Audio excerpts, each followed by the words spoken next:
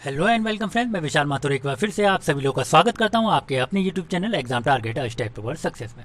आज हम लोग जीएस के पार्ट नंबर 6 के बारे में बातचीत करने वाले हैं, जो कि हमने एक सीरीज चलाई हुई है जिसके अंदर लास्ट 4 to 5 ईयर्स के अंदर जितने भी बड़े बड़े एग्जाम्स हुए जिसमें जीएस आती है उसमें पूछे गए प्रश्नों को हम यहाँ पर आपके साथ डिस्कस करते हैं, ताकि आने वाले एग्जाम में अगर वो प्रश्न दोबारा आते हैं तो आपको बिल्कुल भी परेशानी ना हो। तो शुरू करते हैं हम लोग इस लेक्चर को बिना किसी टाइम को वेस्ट किए हुए। सबसे पहले हम लोग देखने वाले हैं, लास्ट अगर वीडियो आप लोगों ने नहीं देखी तो आपको डिस्क्रिप्शन में उसका लिंक ज़रूर दे दिया जाएगा, उसे आप देखिएगा, क्योंकि 1 to 50 क्वेश्चन इस सीरीज़ के जो है उसमें पूरी तरीके से बताए गए हैं। तो हम 51 से शुरू कर रहे हैं। जलालुद्दीन खिलजी के शासन के टाइम पर अलाउद्दीन खिलजी क्या था? तो वो जलालुद्दीन खिलजी के टाइम पर जो कड़ा मानिकपुर एक जगह है वो वहाँ का सूबेदार था। उसने देवगिरी पर कब आक्रमण किया? देवगिरी एक जगह है जिस पर उसने आक्रमण किया, तो उसने 1296 यानी कि 1296 ईस्वी में उसने आक्रमण किया। सिकंदर ए सानी की उपाधि किसने ग्रहण की? तो वो था अलाउद्दीन खिलजी। अलाउद्दीन खिलजी के समय किसने दिल्ली में विद्रोह किया? तो वो था हाजियों ने। आगे बात करते हैं, हाजियों के विद्रोह को किसने खत्म किया? तो वो था हमीदुद्दीन जो है, उसका जो शासक था हमीदुद्दीन, उसने इसका जो है दमन किया, इन जो हाजियों का जो विद्रोह था उसको। अलाउद्दीन खिलजी ने कौन सा सिद्धांत चलाया? वो था दैवी अधिकार। आगे, अलाउद्दीन खिलजी ने सेना में कौन सी प्रथा शुरू की? वो था हुलिया रखने की प्रथा। आगे, खिलजी वंश में घोड़े को दागने की पद्धति किसने शुरू की? वो था अलाउद्दीन खिलजी। अच्छा, ये हुलिया रखने की प्रथा और जो दागने की जो थी, जो ये सब जो कला थी, ये क्या था मतलब? तो इसके बारे में हम लोग थोड़ा सा जानते हैं। तो अलाउद्दीन खिलजी एकमात्र ऐसा शासक था जो कि जिस मॉडर्न टाइम में जो क्या किया जाता है, हर एक सिपाही का एक बायोडाटा होता है, वही बायोडाटा चाहे वो किसी भी फॉर्म में होता हो, चाहे वो हाइट को लेके होता हो या उस टाइम पर जो भी मानक होते थे उन सभी को लेकर उनका जो बायोडाटा होता था, बाकायदा उनका एक नंबर होता था। और यही घोड़ों पर भी होता था कि पहले क्या होता था कि एक ही बार घोड़े कई बार राज्यों में बेच दिए जाते थे। जैसे कि एक घोड़ा आया, उसे बेच दिया गया। अब राजा हर एक घोड़े की गिनती करने तो बैठेगा नहीं, फिर 10 घोड़े आए तो उन्हीं पुराने वाले घोड़ों को दिखाकर नए वाले घोड़े उन्हें बेच दिए जाते थे। तो इससे क्या होता था, उसने ये चीज़ देखी और देखने के बाद उसने क्या किया कि घोड़े जो एक बार खरीद लिए जाते थे वो उन्हें दाग देता था, यानी कि उन पर एक मोहर लगा देता था गरम उससे। जैसा कि आप लोगों ने देखा होगा, गरम उससे वो जैसे मोहर वगैरह लगाते हैं उससे वो है छाप लगा देता था उस पर एक।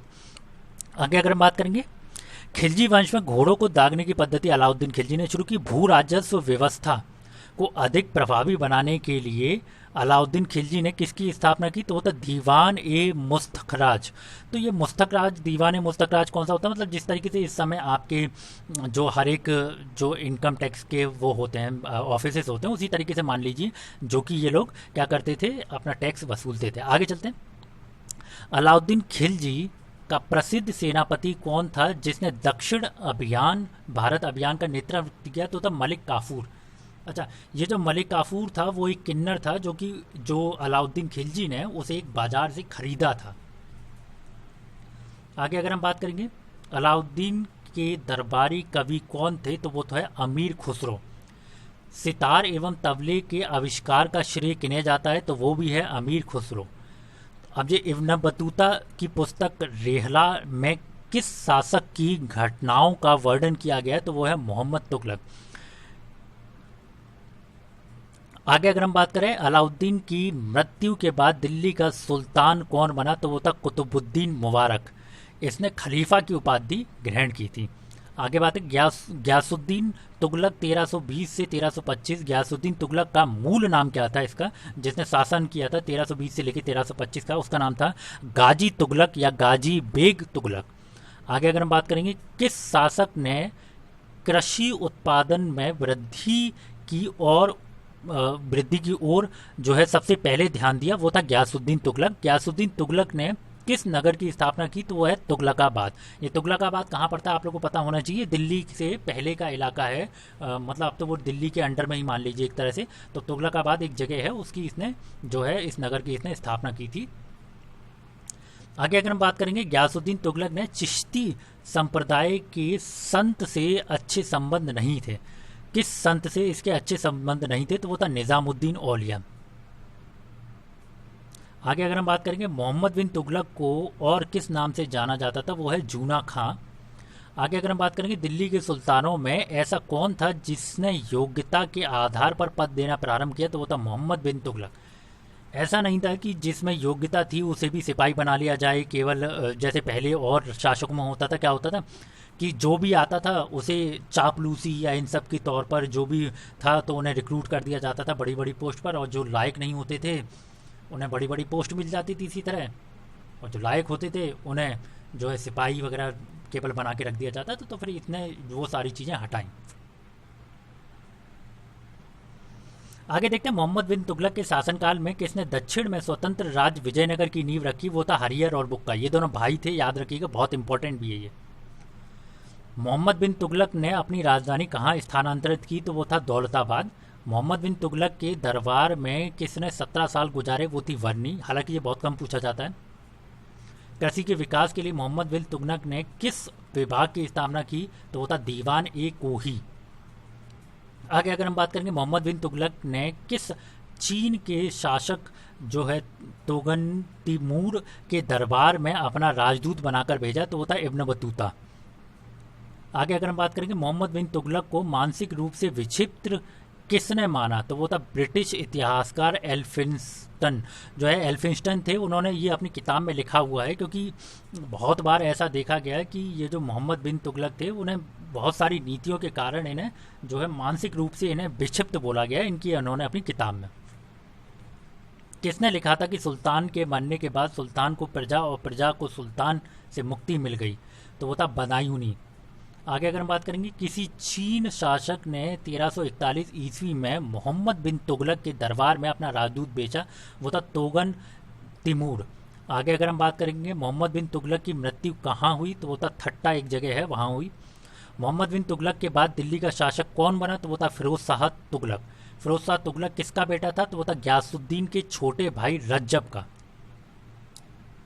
हिंदू माता से उत्पन्न पहला मुस्लिम शासक कौन था? तो वो था फिरोज शाह तुगलक। फिरोज शाह तुगलक ने इस्लामी कानून द्वारा स्वीकृति कौन से कर लगाए? तो जो था खराज, खम्स और जजिया और जक़ात।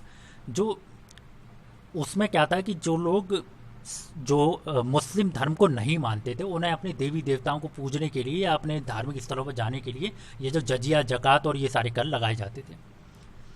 गरीबों की सहायता के लिए फिरोज शाह ने किस विभाग की स्थापना की? वो था दीवान ए खैरात नामक दान विभाग की। सिंचाई की सुविधा के लिए फिरोज शाह तुगलक ने कितने नहर बनवाए? तो वो थी 5। फिरोज शाह ने कितनी कृत्रिम झीलों का निर्माण करवाया? वो थी 30। फिरोज शाह ने किस नाम से सिक्के चलाए? वो था अदूधा, विख और शंशगानी। आगे अगर हम बात करेंगे किसने सैन्य सेवा को वंशानुगत बनाया? फिरोज शाह तुगलक ने। फिरोज शाह ने कहाँ से अशोक स्तंभ मंगवा कर फिरोज शाह कोटला में स्थापित करवाया?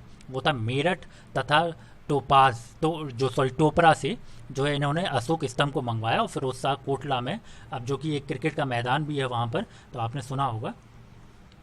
फतवा ए जहांदारी और तारीख़ फिरोजाशाही की रचना किसने की? वो थी बरनी। आगे अगर हम बात करेंगे फिरोज शाह तुगलक ने अपनी आत्मकथा किस नाम से लिखी? वो था फतूहात ए फिरोज शाही। ये कई सारे एग्जाम में पूछा गया, इसको याद कर लीजिएगा। तुगलक वंश का अंतिम शासक कौन था? तो वो था नासिरुद्दीन और महमूद तुगलक। आगे अगर हम बात करेंगे किसके शासनकाल में 1398 ईस्वी में तैमूर ने दिल्ली पर आक्रमण किया? वो यही शासक था नासिरुद्दीन महमूद तुगलक। आगे बढ़ेंगे तैमूर लंग ने भारत पर कब आक्रमण किया? तो वो था 1398। तो ये देखिएगा, ये यहाँ पर आज हम लोगों ने कुल मिला के करीब 44 क्वेश्चन को हमने डिस्कस किया, जो कि बहुत सारे एग्जाम्स में आए हैं। तो आप सभी लोगों को ये तो पता चल गई होगी कि कितने सारे क्वेश्चन हमने अभी तक अराउंड यही कुछ 300 क्वेश्चन के आसपास हमने इसकी सीरीज़ ख़त्म कर ली है। तो ये 300 क्वेश्चन बहुत सारे एग्जाम्स में आए हुए हैं। तो जो भी क्वेश्चन अगर आपको दिक्कत है आप उसे दोबारा पढ़िए, लिख लीजिए, ताकि कोई दिक्कत इस बीच में ना रहे।